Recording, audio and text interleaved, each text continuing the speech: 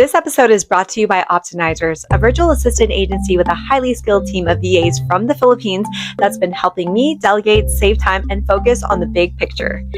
As a business owner and podcaster, if you're anything like me, trying to do everything yourself, it's time to delegate and do what you do best. If you need support with admin, operations, or back-end work today, click the link in the show notes to book a free call with Optimizers and use my referral code Crystal.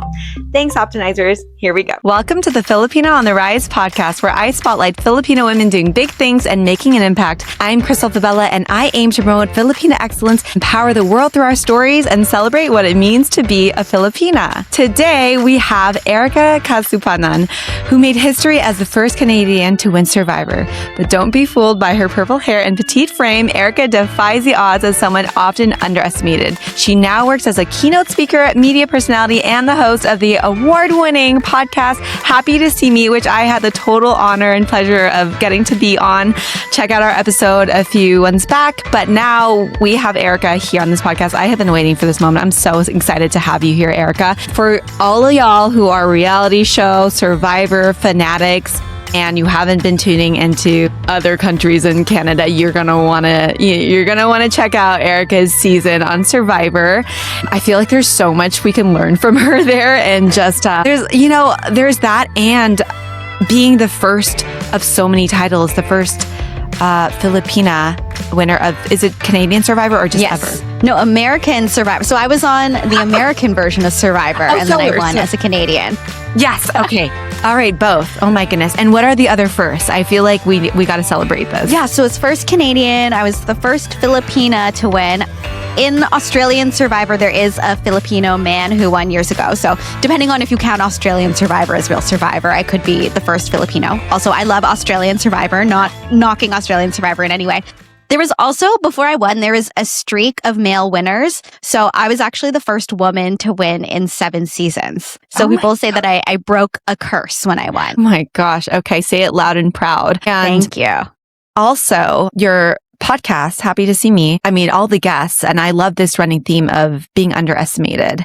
Yes. Just, that is something I think I really want to make a bigger encouragement and theme here for our year at Filipina on the Rise, of just really stepping out and breaking out of all the molds that you're put in, where people overlook and oversee you, and maybe even leveraging, right, what being overlooked and underestimated could mean. And that's something, like, regardless if you are aware of the reality show world, there's so much to learn here from Erika, and how she leveraged and was so strategic, and kind of had, I would say, an agenda, you knew what you were doing. That's I felt like you kind of knew how to read people, and you knew how to leverage all those parts about your identity, about your perception, about your things to win. And so that's kind of what I'm excited to dive into here. Are you ready for that? Yes. Okay. Oh my gosh, I can't wait. And when I had you on my show, it must have been last year at this point, it turned out we had so much in common in terms of our background. Before I was on Survivor, I worked in communications. I actually worked at a tech company for 5 years. So I know you have a tech background. And honestly, it's those skills that I learned from just navigating the world as a Filipino woman, especially navigating the world in a male-dominated industry like tech. Those are the skills that actually helped me to win Survivor. I think a lot of people think, oh my gosh, you must be an amazing athlete, which I'm not. You must be an amazing outdoors person, which I'm not.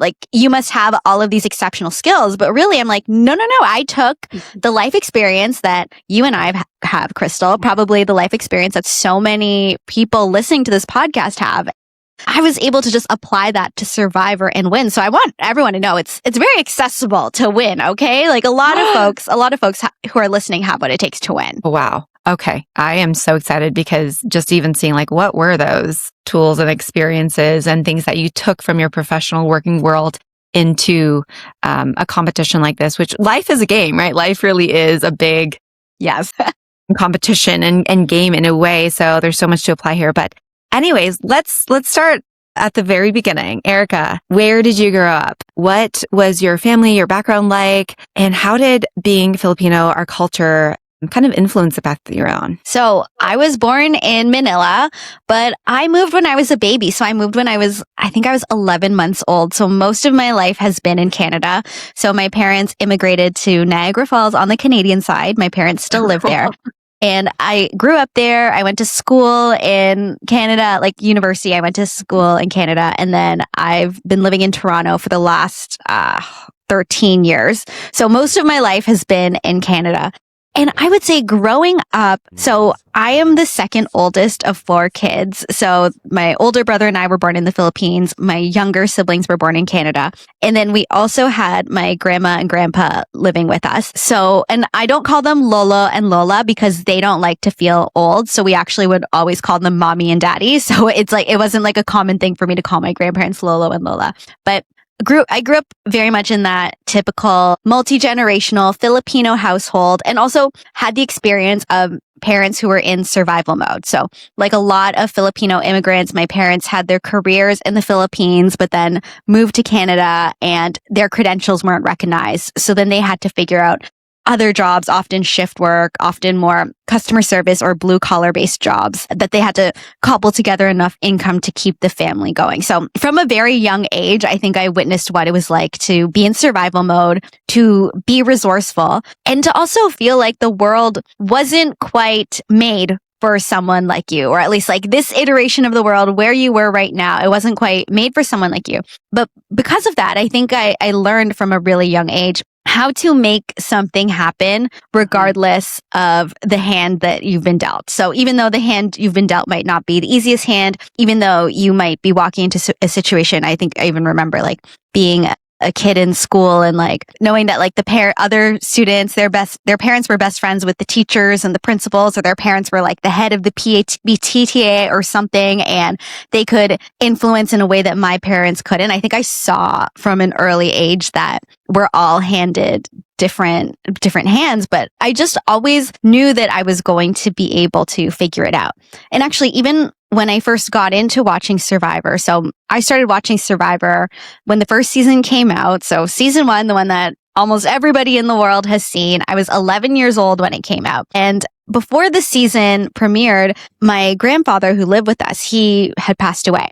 And it was the first time that I knew someone who had passed away, and especially someone that I was so close to. Because my parents were working so much, my grandparents actually spent a lot of time with us. And it was so weird for me as a kid to wrap my head around this loss, because I'd never known someone who had died at that point. And also my parents had to go to work shortly after. So my parents weren't really available to support me, I think, in the way that I needed. So during that time, I started watching this new show, and it was exciting. And these people were doing hard things and they were being resilient. And I just remember being so inspired by watching the show that I was 11 years old and I was like, one day I'm going to be on that show and one day I'm going to win. So I think that truly the jump into wanting to do a reality show, it came from the whole experience of being Filipino and just wanting to be something and to be happy and to build myself into something. Mm-hmm.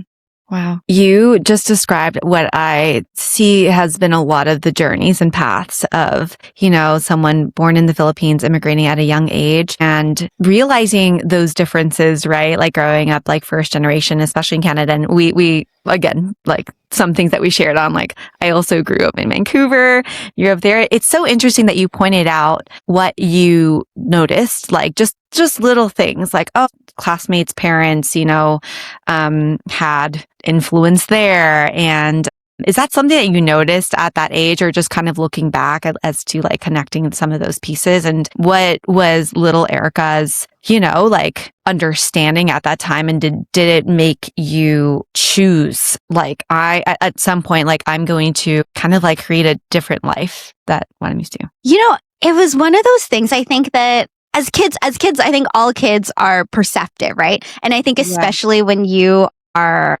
a kid who is different from everyone around you, you develop a different level of empathy and a different level of being able to notice differences between people and the different experiences that people have. So I think that I had a bit of an idea of, for some reason, these people always get picked to do things and these people don't always get picked to do things.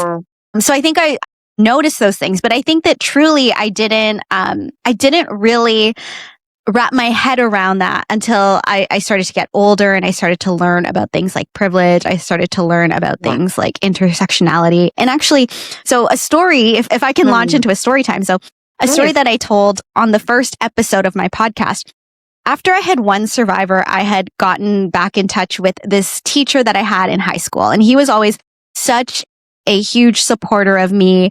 And he ran like the media and tech club when I was in high school. And I remember when I was going into grade 12, so my last year of high school, I auditioned to be a host for the school TV show. So what I found out is originally the scope was supposed to be like, there's one host and they'll host 10 episodes of the show. So I auditioned and then I found out that they changed the format of the show. It's going to be 3 episodes. There's going to be 3 girls each hosting an episode. And I was one of the girls who got picked. And I was like, oh, this is really cool. I got picked. And so did 2 girls who get picked for a lot of things. This was really fun. And we got to have, it was like an amazing experience. I got to get a press pass to go to Fan Expo in Canada. I got to interview this director who went on to direct Schitt's Creek. So as a grade 12, I was like, this is amazing. Yeah. But then I always thought, I've always been interested in being a host or doing something, but I only did 1 episode of the show. So maybe I'm not good enough and I'll just like go to school and learn public relations. So that was the journey as I understood it. And when I got together with this teacher, I was like, haha, do you remember a funny thing that happened when we were filming that show? And he was like, Erika, he's like, I haven't told you what actually happened on that show. I was like, no. He's like, oh my God. He's like, okay. He's like, you were a teenager, so I didn't want to tell you, but now I'm talking to you in your 30s. Like, I'll tell you what actually happened. Okay. So he said that, that he held auditions for the show. Okay. And he held auditions for the show. He was like, I know where this is going. My audition was the best one. Like, for sure. 100% the best one. Yeah. So then the vice principal goes to the teacher and he's like, okay, the show is now getting a lot of attention. Oh, because this show also would air on our local cable channel. So, like the local cable TV channel that probably not a lot of people watch, but still is a big opportunity for teenagers. So the vice principal said, okay, who's going to be the host of the show? And he's like, Erika. And the vice principal was like, no, she can't be the host. And he was like, why not? And he's like, well, there's another girl who auditioned. And her parents are teachers at the school, including the teacher who's the head of the department that the teacher who was good for me was part of. So essentially his boss. He's like, she needs to be a host of the show. And there's another girl and her mom is the top fundraiser for the school. And she also needs to be the host for the show. And my teacher, the one who'd always had my back, he said, both of those girls auditioned. They weren't good. They were unprepared. One of them showed up late. And he was like, I don't want those people leading 10 episodes of the show. And then it became like a big thing. The other parents got involved. My parents never knew about this. Other parents got involved. And then and the teacher at the time, it was his 2nd year teaching at the school, so he didn't have as much power. So he just reached the point where he was like, I can't keep pushing this because what if this now creates negative impacts on Erika, who is this like Filipino girl who has no privilege. So he was like, okay, fine, I will. He's like, but I'm changing the whole format of the show. Instead of 10 episodes, we're just going to do 1 episode and each of the girls gets 1 and that's it. Wow. So then my teacher told me that and he was like, I've actually had to go to therapy over this and I always was afraid that I had let you down. And he ended up changing you just like had no idea this was happening in the background. I had no idea this was better, right? I know. I was like, what is going on? And he was like, I wanted to be a film teacher, but then after I saw that happen, he's like, I switched my career and I decided to become a vice principal. And he actually became a vice principal at a school in Toronto that had a lot of students who were dealing with socioeconomic issues, a lot of Filipino students. He had like invited me to come in and be a speaker at that school. I had no idea, but he was like, he's like, after that situation, I purposely changed my journey to make sure that I could make sure that would never happen again because I was crazy. So yeah, I remember hearing that and I was like, oh my gosh, this was probably a little thing that these parents did to try to get their daughters better opportunities, but they didn't realize that it had tangible impact on me because like, what if I, who rightfully earned the opportunity to host 10 episodes of this TV show, got that opportunity and then I decided I've always wanted to be a host. I've always wanted to be in media. I think I could do it. And my whole career path and my whole journey could have looked different. Of course, I'm grateful for how things ended up now. And it's funny that now I work as a host and I podcast. This teacher, so we've stayed in touch. We've stayed close since then. And after I was on Survivor, I was a correspondent on Entertainment Tonight Canada. So let's go. When my first episode aired, my teacher told me that he gathered his family around the TV to watch me. And he's like, as soon as I saw you on TV, I just started bawling. And he was like, oh my gosh, she finally got to do it. Oh, so gosh. Like, I think I didn't even know as a teenager, like the extent of what was happening behind my back. Or like what you being on that show actually represented and symbolized. Yeah. Because of that experience and that story that he went to therapy for it. Oh my goodness. Yeah, he changed his whole career path because of that. Yeah. Okay. Wow. What is Mr. Sir's name? Oh, I don't want to say his name. Okay. Mr. Teacher, whenever Mr. I've talked about him, I call him Mr. A. Mr. A.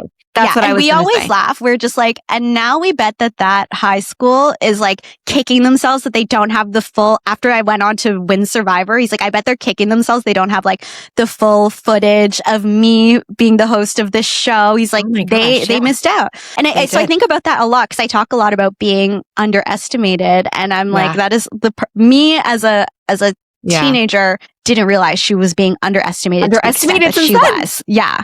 Okay, this is such a full circle moment. This is why, even though like I'm so, upset that's always kind of been a thing. And like we kind of know that now, like all these things coming out. But those many kind of like behind the scenes stuff that goes on that we don't even realize is actually propagating people who have privilege and people who go into influence and power. And we just don't see those like invisible threads that get to be pulled. But what a full circle moment, right? That amidst all that, I'm a true believer that, like the will, the internal will prevail.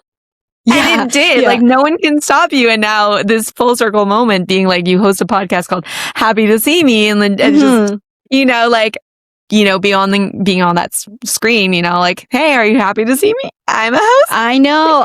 It's so funny. It's like the karma, the 15-year karma. And it's also no disrespect to these other two girls. Like they didn't know what their parents were doing. So it's like no disrespect to them. But it's funny. It's like some of those girls got access to interview different people who worked as Canadian TV personalities. And now they're my peers. And I've told them this story and they're like, oh my God, your opportunity to interview me as a teenager got ripped away. But I'm like, but now here we are 15 years later. So it's going to be okay.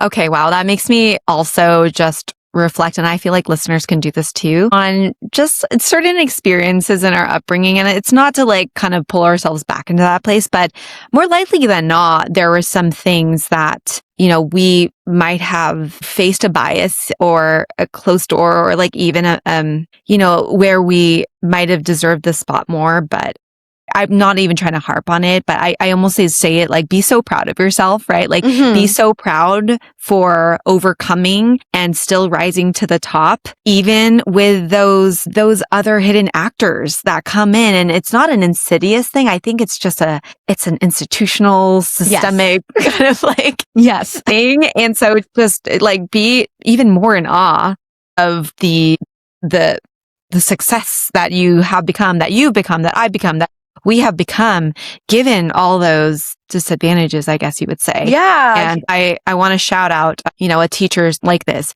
who understands and is convicted, like this is wrong, like this is not right. And I applaud you even more. Honestly, hearing that, it made me remember like a part when I have so many stories like this. Yes. Oh my gosh, I want to hear that. Right. And like, I won't go so much into this, but the being picked and being like, selected and stuff. And throughout, even from elementary, middle school, high school, and even into college, I remember repeatedly going for certain roles in the play. I tried out for this role, Clementine, and I was just like, why didn't I make it? And I'm like, of course, looking back, I'm like, they wouldn't cast a brown girl. Yeah. But like that back then, I was just like, I thought I was good enough for it. Or like trying out for like graduation speech or like all that stuff. And I'm not saying like other people are not competent, But there is just like all those little instances like, someone just please pick me already, Yeah, yeah. And you're like, I worked so hard. Yeah.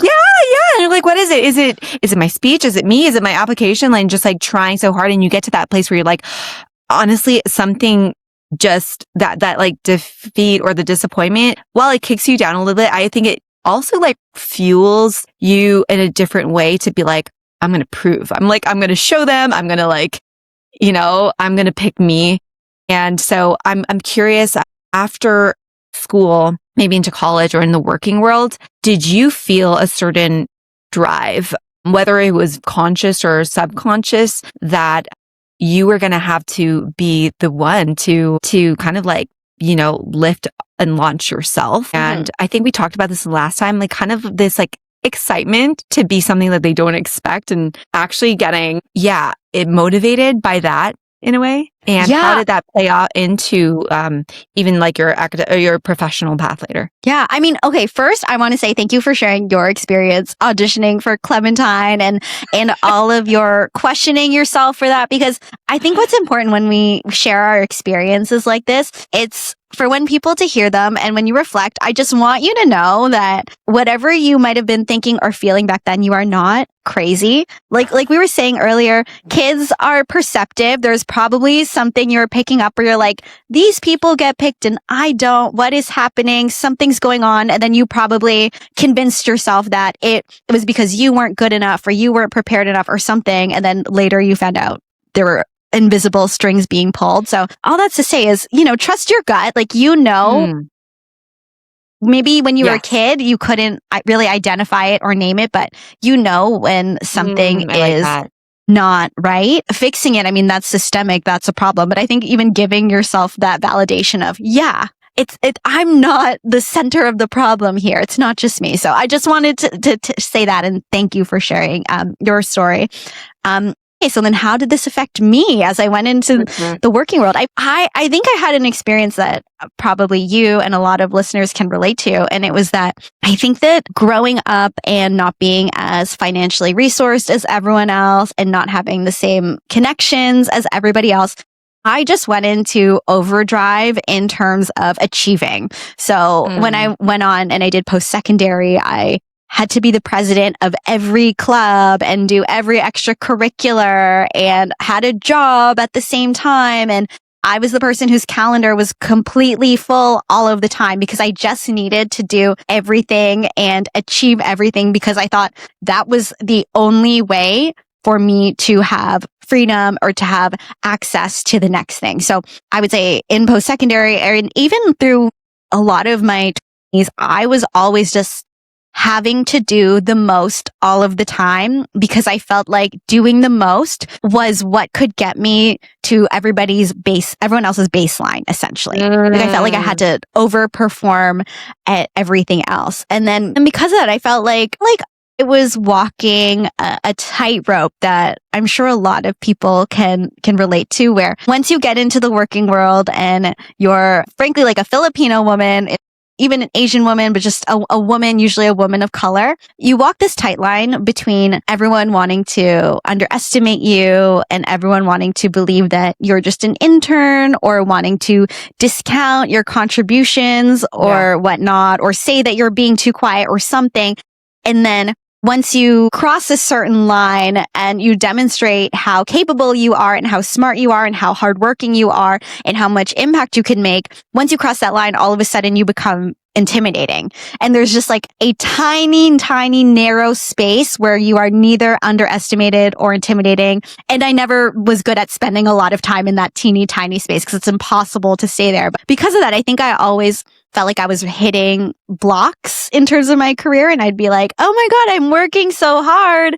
And I'm trying to make sure everything I'm doing is aligned with the organization's objectives or whatever it is. And I'd keep running into these issues. So I think that I spent a lot of years wondering if I was the problem. But then as I started to gain more wisdom and more perspective and be in community and to talk to other people, I realized like it wasn't an isolated experience that I was having.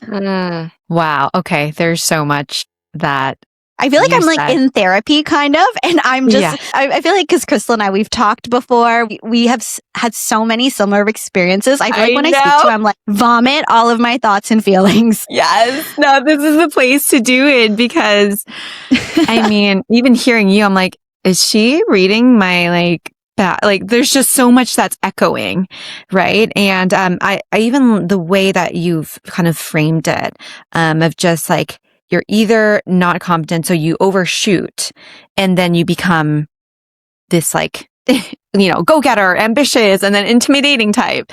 And you're like, okay, great. Like, it's a little bit of like, damned if you do, damned if you don't. And you're like, I'm just me. I'm just trying to be me. But I'm just trying to work hard and make a living, Yeah, for sure. And like, it's so funny that you talk about like, this feels like therapy and like, it's like cathartic a bit. And that's, I would say, like, thank you for sharing this inner experience, because so many times what we hear here is that I didn't know that I thought I was the only one going through that or that had that experience. And you kind of just like now being in a place to be able to look back and be like, now I can, read between the lines of my story a bit. I mean, everything does truly happen for a reason. Like, it builds you into the type of person that it's not a coincidence. I think that you ended up going on Survivor and you just saying like, growing up in survival mode, like even that, I'm just like, ding, ding. And then like winning Survivor, right? And like having all these abilities to represent someone that looks different, that is built different, that talks different. I know that the term that they used for you is the lion in sheep's clothing, or is that right? Oh, the lion dressed as a lamb. Yes. I talked about that since my audition video, and then I said it once in my audition video, and they're like, "Okay, keep saying it, keep saying it." They love it. Yeah. And that's what they view in like reality, like casting. They're like, "What's your archetype?" Okay, boom, that's that, And so I was gonna say, I wonder if like they had you say that, but you just said that you like came up with that themselves. I'm like, that's so smart. Like, truly everyone using, the reason I think that is clever is we can actually use those assumptions and those perceptions, and you're like, let me just actually play this game right back and like decide, like, get to choose and own that perception and kind of like do it in this like, I've got strategy and I'm going to win this way. So for people who don't watch Survivor, and I don't want this whole talk to be like you regurgitating everything about Survivor, but like just for context, right? In a nutshell, can you just try to describe for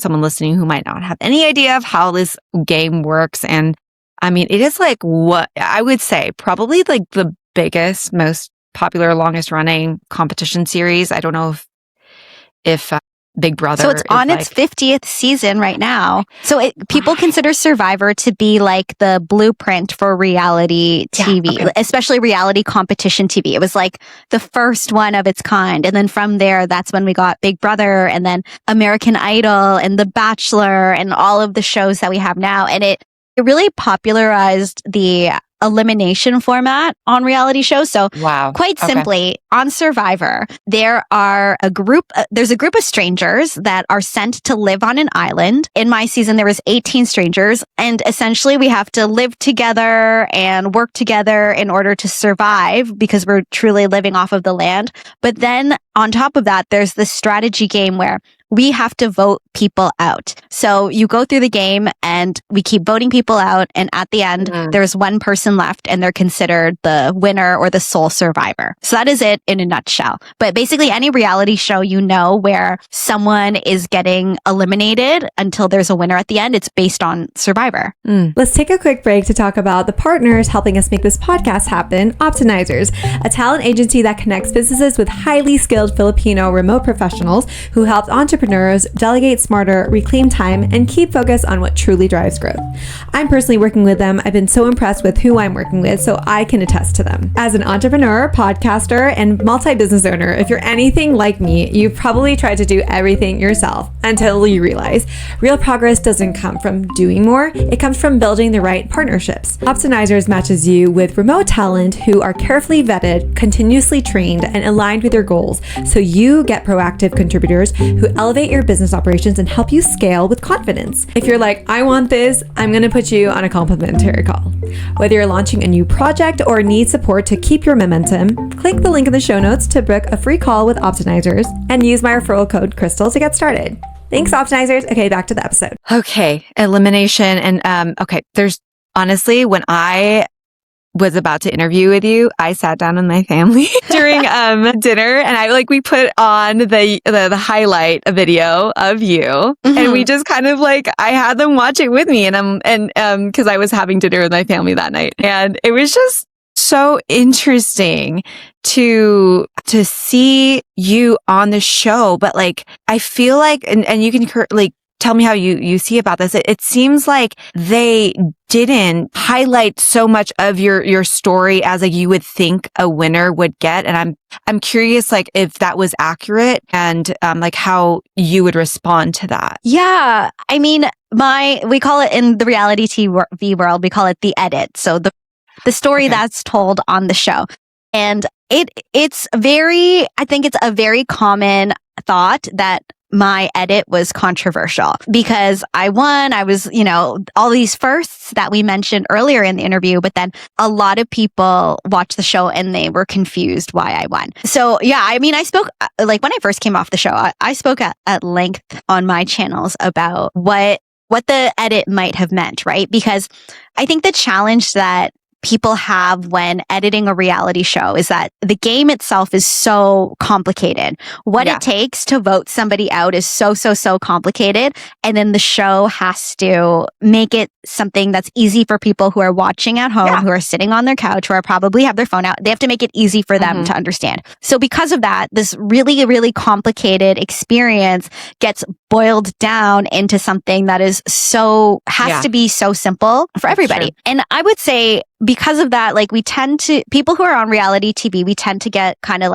flattened into a person with one or two personality traits, again, for the audience to easily understand. And also the story that's told, it's influenced by who the storytellers are, right? It's influenced by who the story producers are, who the editors are, and whether or not they see themselves or understand your life experience. So I'm a Filipino woman, as everyone listening to this podcast knows. And if it's a white guy editing the show, they might not understand the lived experience that I brought. So the experience that I brought in, being the lion dressed as the lamb, it's understanding that I could be underestimated or I could be seen as intimidating. So I have to make sure that I appear to be this little lamb that people don't mind bringing.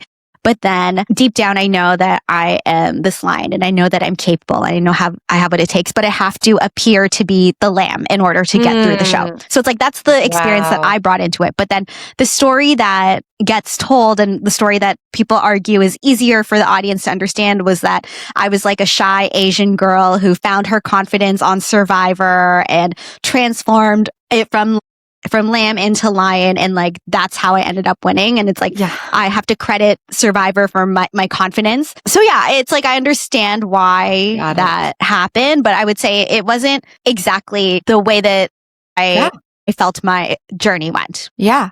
I mean, you were being very strategic about it the whole time, and I love giving that credit to you. But needless to say, it was so cool watching you on there, and just thank you, cheering you on, and someone just that that looks, I'm gonna say it very Filipino. Because oftentimes we just see someone, they're oh yeah, they're they kind of have a little bit of the more they're a mix or something, but just it's someone that's oh my gosh, no, this girl is Filipino. She's out fully there. Filipino. Yeah. So anyways, thank you. We'd love to see it. It was honestly amazing to, go on. No, it was honestly amazing to represent. It was such a funny thing winning, and I won 2021. So it was during the pandemic. So it was one of those things where half the audience thought that I only won because the show got woke and that I was the least deserving winner ever. But then another half of the audience, they had such an emotional reaction to me winning. And they were oh my God, I'm a Filipino person and I saw a Filipino person winning. I got a lot of messages videos from Asian people talking about how there was so many hate crimes during the pandemic, and it was so amazing to see an Asian person win. And I even saw it was like women or other people who worked in public relations and communications who were like, it was amazing to see someone like me win. And ultimately, a lot of the people who my win resonated with them. They were people who felt like they were the underdog or they were underestimated, and they got their time to shine when they saw me win. I think that, again, like, I have no control over how the story gets told, but what can never be taken away is how much that win and how much it impacted people. So I think I'll always take that. I think I also learned it doesn't matter what people have to say. Absolutely. I could win a show and people could love me and hate me, and it doesn't ever take away what happened. Yeah.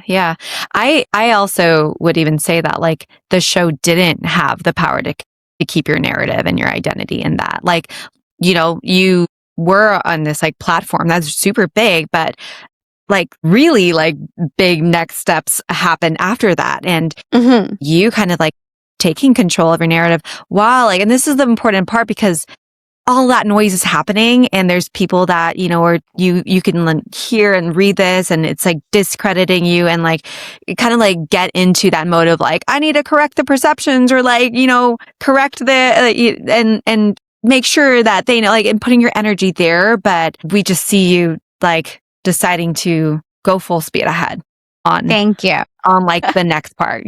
And that's something that we love here. We at Filipina on the Rise, like our motto is stay rising. Just stay rising. Like, don't even, and it's just so funny because back with the theme, like a lion doesn't stay with opinions of like, it doesn't care about the opinion of sheep. Yeah. Yes. I swear, there's so much themes here. Like your life is like meant to be in media and entertainment and screens and storytelling. The story. I know, but I know what it's like. And I'm sure so many people have this hang up to want to control the narrative and want to control what people think of you. Like, I worked in communications. My job before was controlling the narrative and then going on reality TV and having no control.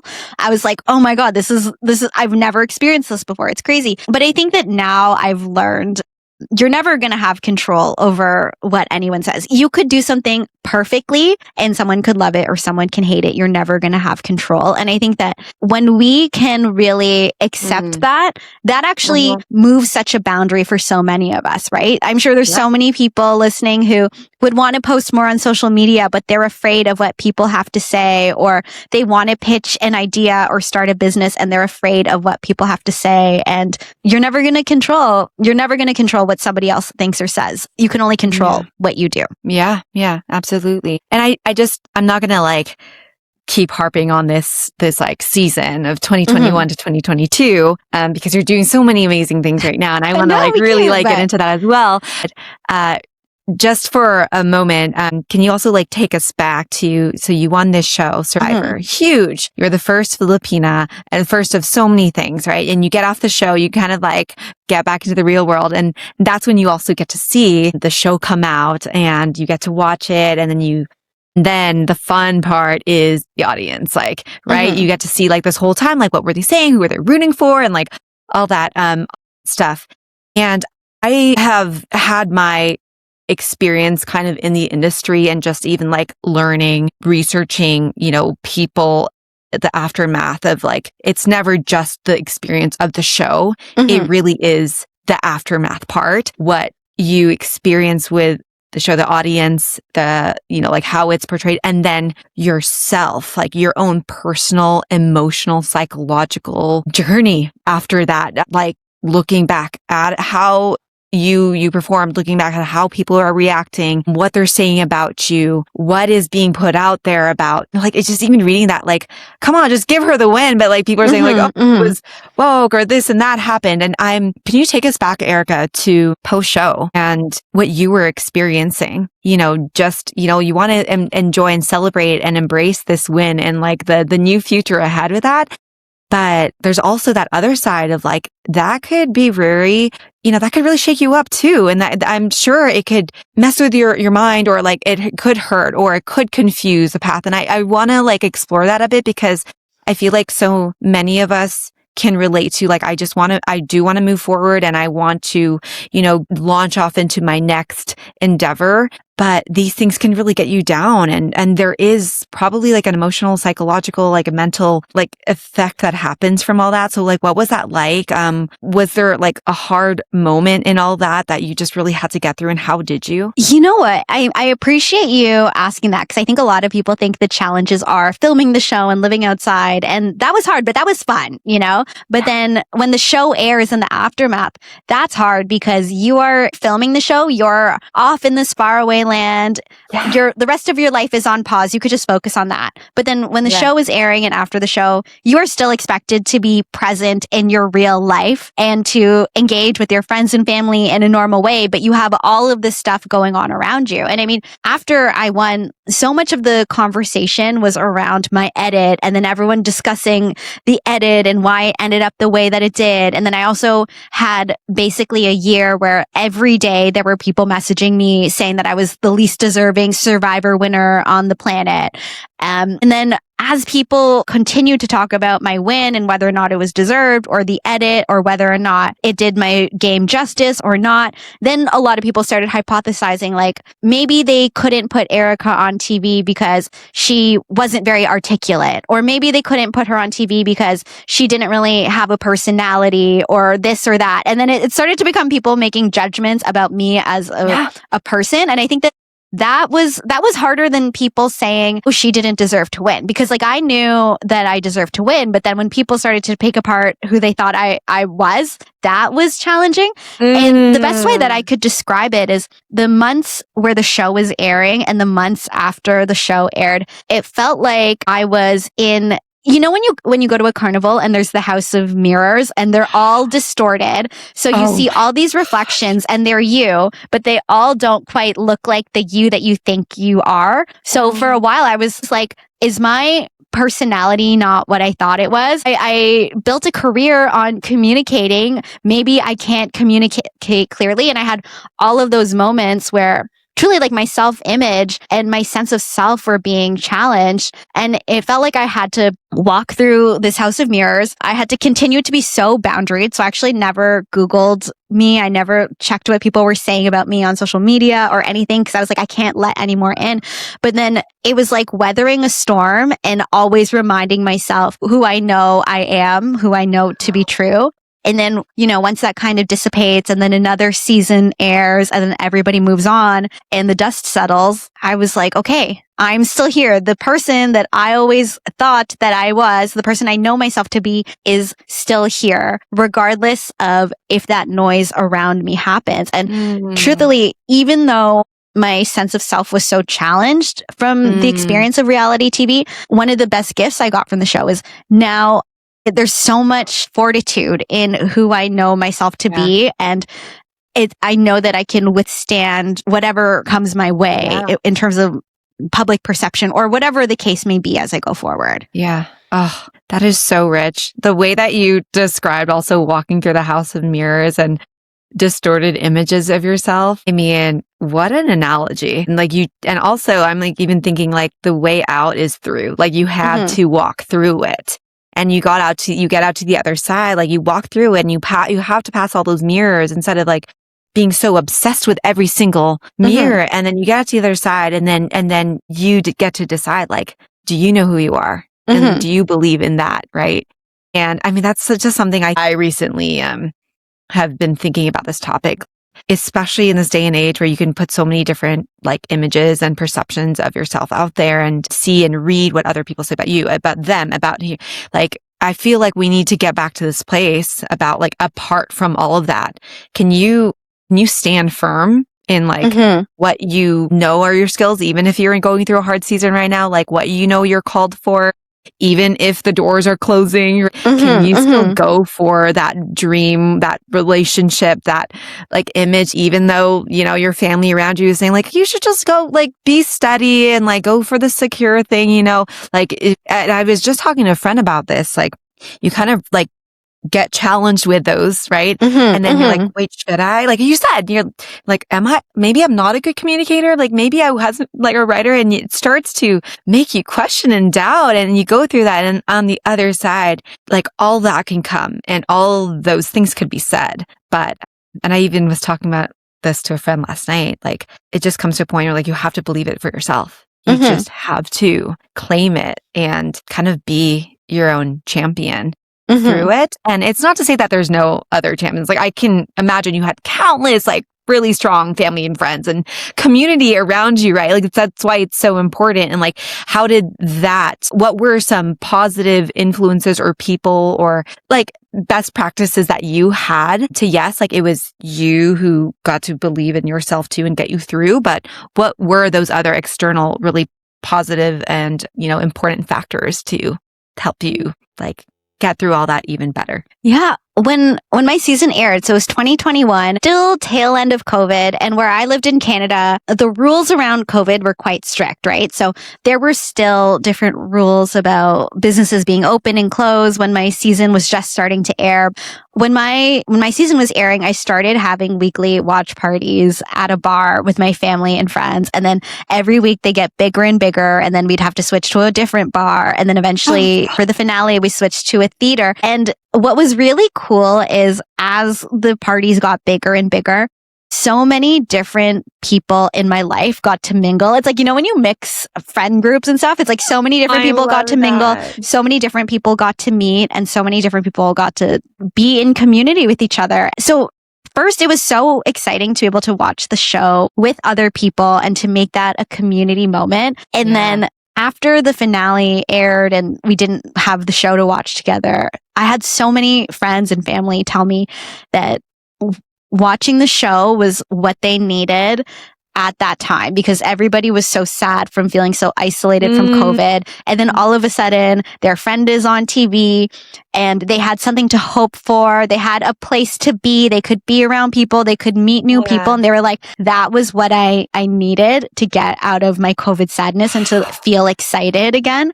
So I always think about that where my experience wasn't just isolated to me on the game. It's like this experience actually was so positive for so many people in my life. And I think that another thing that I did is I made sure that I didn't stay in the black hole of the Survivor super fans who were talking so much about my edit and deeply analyzing everything. Even though I love all the Survivor fans, they go so hard for their people. I was truly so appreciative of all their support. But I knew that I couldn't go to that space. So I actually had friends and families who would look at everything online for me and would tell me what was worth me seeing. And then if they didn't tell me it was worth looking at, then I just like never looked at it. And then I also but then it's also like when you talk to people who aren't as deep into that world, like people who just like watch the show and they don't like go on the internet to write about it. It's like they just watch the one episode. When you talk to other people, they're like, yeah, you're on that show. That was awesome. You won. You were great. And I'm like, oh, you don't realize that like people like emailed me like every day saying that they hated me. They're like, oh, why would they do that? You just like watch the show and won. So I think it was also helpful to just like get different perspectives. So I wasn't just so bogged down by the negative. So I think that when I just looked at as a whole how that experience affected my family and friends and how they were able to support me, like it's bigger than just like the few negative parts. Yeah. That's so true. Yeah. And to really like take in all those other beautiful moments, right? And like, wow, you created a community through it, and you gave people that excitement and that hope. And sometimes we just have to kind of stop and say, where has there been like new life and light born out of this? And that's just so beautiful. I mean, like it was like 2021, like 5 years ago. 5 years ago, yeah. But that year changed everything for everybody. So like what a kind of like life-changing experience for a lot of people. Yes. And I wanted to ask you a question on being, not seen as like a threat or someone to go up against. And on Survivor, on the show, I would assume that people, even on the show, your contestants and stuff, might have seen you as like safe, an unlikely winner. And maybe there were some that actually like saw that there could be something like underlying beneath that, but might have seen you as like the unlikely winner in the room to succeed. And I think that a lot of people here can experience being like perceived as like, oh, like this is kind of like the safe one, like they're, unlikely to go for X, Y, and Z. And the person that no one expects to succeed. How did you take that in while on there? And how would you advise other people to even like leverage that? Yeah, what advice would you give to people who might be experiencing that to actually like take control of that and rise? Yeah. I mean, on Survivor, it was funny. There was it was a mix. People either thought that I was like someone that they overlooked, or they thought that I was being sketchy and shady. Like a lot of people describe me that way. So it's similar. It's like, damned if you do, damned if you don't, right? Right. I was like, I don't think I was being shady. I think I was actually just doing the exact same thing as everyone else, but that's a whole other thing. But yeah, even after Survivor, truly, like I still have people who underestimate me. So for example, I work as a keynote speaker, and all the time I run into people who are like, okay, but you want a reality show. How can I justify putting you in front of hundreds of people at this conference? And I'm like, okay. And then I have to like go in the full explanation. So for everyone listening, like rest assured, it's not like it all went away for me because I won a show. I still run into the same challenges that we've always been running into. But I like to think, I like to do a few things in those situations. I think number one, I try to always be grounded in what my values are. So I always think about what is most important to me. And I try to think of my values as the way that I make decisions about the direction to go in, the way I make decisions about what to say yes or no to. So I don't get so bogged down over trying to prove something to other people. Instead, it's always about validating what I know is important to me. So I think number one, I always tell people to figure out their values. I think the second thing I always do is I remind myself that it's an opportunity to surprise, and it's an opportunity to carve out a new path. And yes, people might be expecting you to be the safe person, being the person who's just going to go along with it, or to just be the support person for them. And if they think that, cool, they have to get ready for a big surprise because you know what you're capable of. And you know that knowing that people might have no expectations of you, you can actually be the one to innovate. You can actually be the one to create a new path. So I always tell people, surprise. And I think the last thing I always tell people is you have to find community. So whether it's Filipina on the rise and you can speak to other Filipinas who have had the same experiences, or other allies like my high school teacher, Mr. A, but you have to find those communities to ground you and to remind you that you're not alone and everything you're feeling is legit. You're not the first one to feel that. You're not going to be the last one to feel that. And we can support each other. Yes. I love all of that. And like you said, maybe other people don't see it. Cool. Use that room as I love this, as like people aren't watching you or screwing, like they're not expecting you. So now you kind of have the freedom to, like you said, to innovate, to actually create something when there's no pressure to be like, that at that level yet. And there's like kind of a relaxedness and freedom in that, but it is still so important to have people around you who see that version of you, right? Who actually see that future version or the person that you are and you are growing to become. Like I always say, like you really do need those people who are like, I see it. I see this for you. Like I see you, right? Yes. And even let's say you take this swing, you decide to blaze the new path and it works out and you get a win. It's just as important to have those people around you to be like, yes, you deserved that. Yes. Now you're at this new level and it might seem scary and I'm going to be here with you for that. So you need those people around you both to motivate you when you're not sure you can do it, and people around you to be like, yes, you got here. Enjoy it. You deserved it. Yeah, absolutely. And it also reminds me that it's so important to speak your crazy vision to the people that you trust around you that you know will have your back. And they don't always have to get it. This is what I do with my friends. I always say like I have like different tiers and circles, but like the inner circle, that inner tier are the ones that there's just this honesty and openness, and you're allowed to be like, hey, this is crazy, but this is really like what I'm going for, and they're just like, they have to get it, because it won't just be everybody. It won't be like, some people might not be worthy of like that part of you, but like keeping that inner circle, I would say that your own inner board of advisors or trustees, if you will. It doesn't have to be just friends. It could be like your, like your teacher or mentors or people in the industry that like get what this is all about. I would always, whenever I see friends, I don't know if you do this too, but if I see friends who are really going for it, I make sure to try to be there for them. I tell them like, I want to play with you in the mud. Like I need us to play in the mud together. Because this is like being in the trenches. People don't understand, like the trenches are very real. Like it's not sexy. It looks sexy when you're like on the screen, on TV, and you're like, woo, this is fun. But how much of the percentage of the work is kind of like the sexy stuff, right? It's a lot of like muddy, like what'd you say? Like how much, percentage proportion is like, this is the sexy fun work that everybody wants. Everyone wants to go to Costa Rica and like for food and speak on the stage. But like there's the other side. Like what is the other side that people don't like? What's the mud? It's so funny because sometimes people will be like, oh my God, like all you need to do is stand up and talk on stage for 45 minutes. And I was like, I know it sounds so easy, right? But I like to say that, and I know that you have hosted events as well. And so what I always say is actually the 45 minutes that I'm standing on stage is the reward. That's the fun part. Like that's the reward for all of the stuff you don't see to get there, right?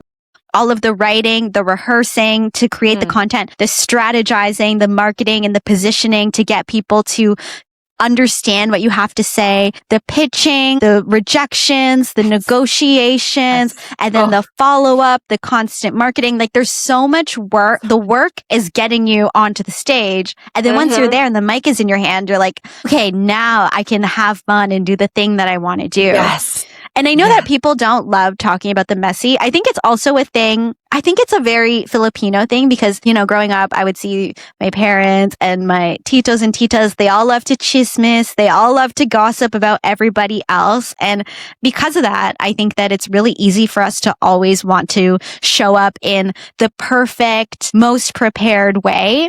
And I think that we might not want to be open about playing in the mud because that could leave us vulnerable to having all of our titas or whoever, or the internet, the reality TV fans, that leaves us vulnerable to all of these people talking to us. But it is, we all spend more time in the mud than we spend on stage. And I think it's amazing that you have this group of people that you can play in the mud with, because it's so critical to have those people and to know that there's no shame in being in the state of becoming and being messy. Yeah, for sure. Oh my goodness. And thank you for like also like revealing the curtain a bit, because I don't know if you ever get this, but people are like, oh yeah, like your team and this and that. Like thankfully now I have a team, but like for the longest time they ask like, oh, who did you hire to get this and to do that and run that department? And I go, it's me. Wait, was I? And I think a lot of people can relate to who kind of, whether you are on online TV personality or like social media, or you're a speaker, or you're kind of like building your own personal brand, especially at the beginning. A lot of the work is you. You're wearing many hats. You're researching. You're figuring it out. You're contacting people. And if you get so lucky, you do have assistants or a team or hires and stuff. And luckily now, I mean, literally like 5 years later, like being at that place where now I have a partner, a team and all that stuff. But like, this is truly like, if you want to get there, you kind of roll up your sleeves, right? And you make a plan and you get there yourself. So can you share some advice for people who are like, oh, I want that. I want to be on stage like Erika. I want to travel. I want to be able to host or talk about my story and have this award-winning show. I just want to have that influence in that way because I have so much to give.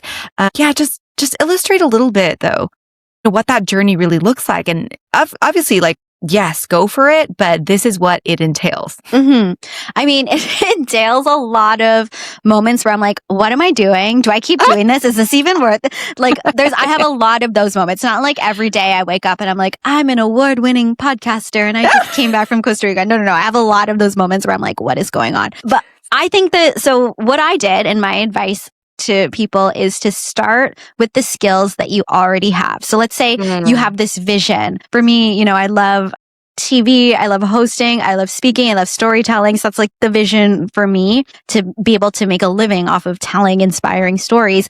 So you have your vision, and then start with whatever skills you already have. So in my case, I worked in communications, I worked in marketing, and I'm like, okay, then that means I can write.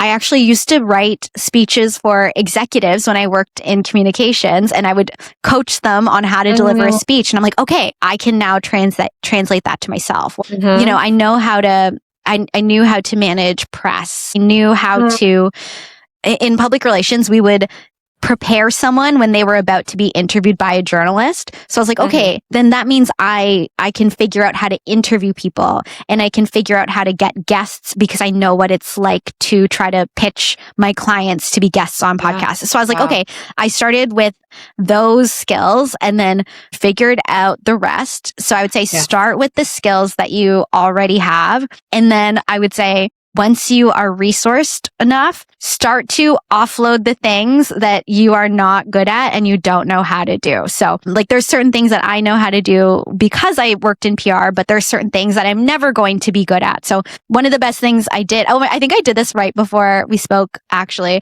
I had hired bookkeepers because I know I'm never going to be good at that. And yesterday, I just finished my corporate taxes for the year, and it's so early. And I was like, oh my God, this is the best thing I've ever done. And I'm so happy I don't have to think about it until next year. So yeah, start with what you have.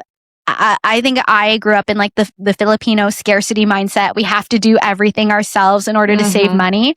But it's okay to bring in external help for the things that are important that you're never going to want to do. Yeah. So real. That part, like, we have to do it ourselves, and because we're so scrappy. We are. We are. And that's amazing that we are. Yeah. And then there's that like innate resourcefulness and scrappiness and creativity that could actually really go a long way. And also be aware that there it comes a point where you have to focus on your strengths and offload your weaknesses, for sure. Like, I like that. I always like to say in the beginning, especially as you're figuring it out, especially as you're building, really, like, it's okay to wear those hats. Yeah. Be scrappy and creative and resourceful. And then, like you said, once you get that resource moment where you really feel like I could probably hand this off, get resourceful and creative and scrappy about how you're going to hand that off. Maybe you can, something that we had done a lot was do like kind of an exchange of services, right? Like, hey, if you help us like create an edit, then we will, make sure to promote and whatever your brand or something like that. There's creative ways to do it. Or whether it's funding, like being able to hire paid interns who just want that experience, I would say has been really the way too. And I love that you mentioned using your professional skills that you already have. Don't waste those, like, those years are not a waste. It's all connected, right? It's not like, okay, now I'm doing this, and so I'm putting that behind me. Like, you actually brought all those tools that you had, and that was the first thing that you flexed was the professional skills from that world that you already have. And it just, again, reminded me, like, oh my goodness, like, that totally happened. I used to, in tech companies, right? I was working in recruiting, and I always thought it was like, I thought I was like the low totem pole person, because I was like, oh, no one takes recruiters seriously. And like, lo and behold, later, when I would learn from other founders and company builders and stuff, they're like, the most important thing when you try to scale is knowing how to hire good talent and recruiting and all that stuff. And so you see, like, those same skills became one of your most important ones to bring out later, right? And so for you, I just see, like, you have so many great guests on, and you're like booking a lot of these great deals and stuff. And that was because you were having practice from this all along through your previous job, right? So just encouraging, like, people listening, like, think about like the tools and skill sets that you already have been developing, and like bring that out first, like use that, optimize that. So thank you for sharing that.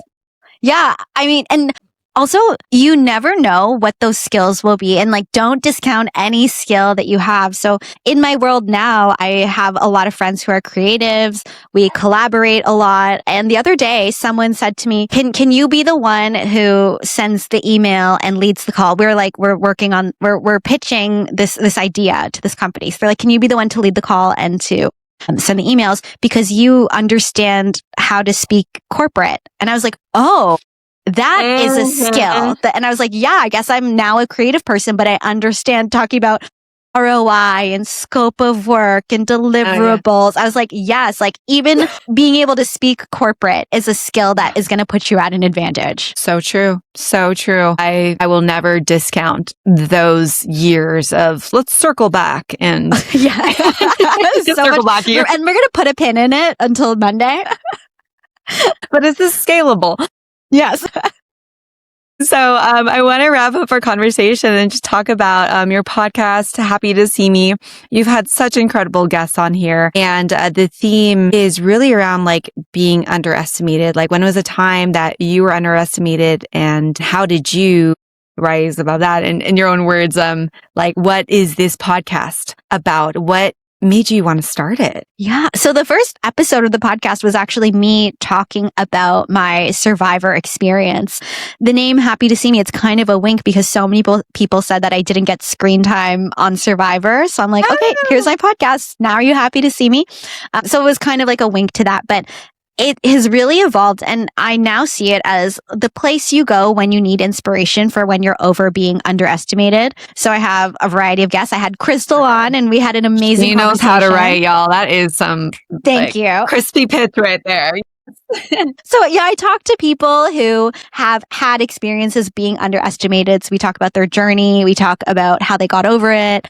I talk to different experts who can share advice. So I bring in different mental health experts or psychiatrists or therapists. And then I also started doing more episodes where it's just the listeners and I share some more about my life experience, and I give the listeners a bit of a pep talk. So you get a mix of all of that on the show. Yeah. Yeah. Okay. Something I always get asked, and I'm going to ask you about the podcast, guys, because there is this overarching discussion about the journey of being underestimated and overcoming that and achieving all that you want to be through it, even through it.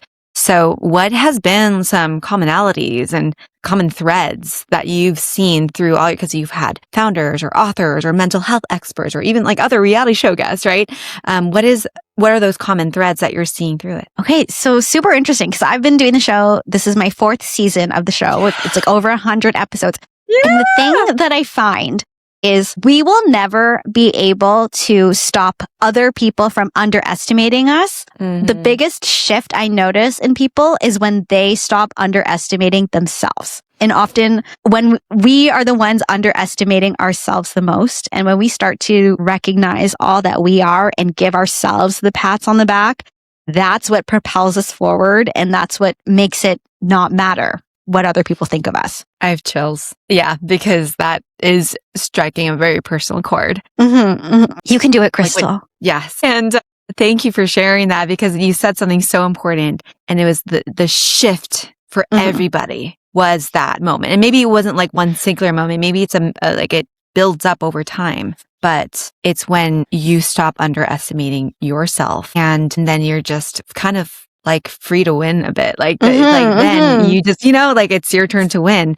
And so I think that could be so important for our listeners to really like reflect on like, where am I maybe underestimating myself and not feeling ready? And maybe even pinning, this is why it's so personal for me right now. If I could share is that I found like this tendency to put other people on pedestals, right? To be like, they have the way or they have the resources or like, oh, I need to like get up there. But what if you have that very special, that new different thing that the world needs? Like you hold the key. And this is something I've been really trying to practice and like share with people. Like, what if you hold the key? Like, what if you're the only person that can unlock this specific level or this problem or this niche in the world. Like you hold the key. So own it, because people would be so lucky and are excited, and in fact, to have that partnership with you, to unlock it with you, to have you on their stage, right? To fly you out and tell the story that they're not going to hear anywhere else in the world.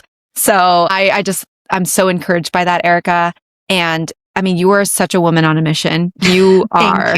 You're a force, and you're just unstoppable. And like, it doesn't stop with it. It started years before the show, I would say, when you were, going to host that in school and high school, like being underestimated then. But, this is like so inspiring and, empowering for myself and for so many of us. What is your mission here on out? What are you set out to do, especially in this next chapter? You know what? I think I just want people to recognize that they already have all the winning qualities within them. You don't need to be a survivor winner. You have everything that you need to win already. And if I can help you to see that, then I'll feel good. I can sleep at night. Yes. Okay, awesome. Erika, share us how people can connect or follow you or, engage with you, or just really what they could be excited and on the lookout for. Yes. So my podcast, Happy to See Me, it's available wherever you get your podcasts. It's on YouTube. Check out the episode that Crystal and I did together last year. It was honestly such an amazing conversation. I still think about how you said that only you can shape a you-filled hole in the world. So yes, thank you for sharing your wisdom on my show. And then if you want to keep up with me, I'm most active on Instagram. It's Erika_Cas. And yes, I work as a keynote speaker. So if you are organizing an event, if you would love some inspiration, let me know. You can find all that on my social media as well. Okay. I'd love to see one of your speaking engagements. So. Okay, we'll put it out into the universe. Yes. Okay. Maybe one day we'll have you at our event and stuff. So. Yeah. Okay, thank you so much, Erika, and thank you for being an inspiring Filipina on the rise. Thank you so much for having me. It always feels like catching up with an old friend when I talk to you. Absolutely. We are Canadian sisters, so. Yes. Likewise. Thank you so much. Okay, that is that. Yay. Oh my gosh, I hope our audience member liked it. Yeah. I honestly was so into I don't know how the audience works. the conversation. I might have missed the question. Whoopsie, but it's okay. It's okay. I didn't see it. I don't even know how to preview it. Like there's so many features on this studio. Yeah. But honestly. The audience member, I see you. Thank you for being part of this. Yes. Yeah. Thank you. I'm not sure if they're still here, but yes. And I forgot to mention, Erika, I didn't mention this on the show because I don't need to go into this, but I was on a reality show last year. Wait, what? For a bit. It was a newer one. It's not even, worth mentioning. I don't know where it's going to be previewed. Wait, what is it? Which one? It's just this competition reality show for women in business and stuff. Wait, what's it called? I don't know. What? I know. I guess I'm not allowed to say the name yet okay. because it's new. Wait, should we stop recording? What was that? Should we stop recording? Oh yeah.